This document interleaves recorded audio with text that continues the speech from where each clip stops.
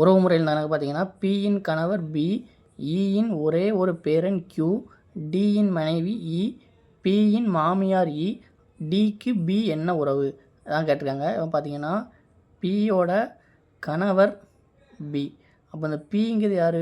பெண், இது ஆண், ஏன்னா பியோட கணவர் தான் பி. அடுத்த ஸ்டேட்மெண்ட் அது ஈயின் ஒரே ஒரு பேரன் கியூ, ஈயோட ஒரே ஒரு பேரன் வந்து கியூ, பேரன், இது வந்து பேரன், யாரோட பேரன்? ஈயோட பேரன்.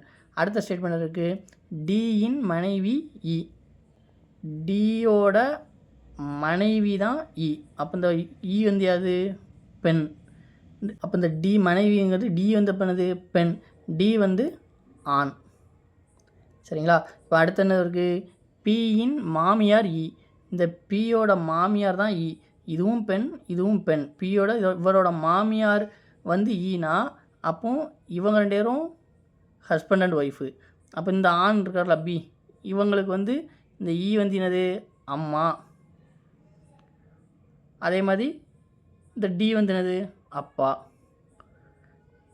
ஈயோட பேரன் தான் கியூ, அப்போ இவங்களுக்கு இது கியூ வந்து என்னது? மகன். நமக்கு கேட்டுக்கிட்டது டிக்கு பி என்ன உறவு?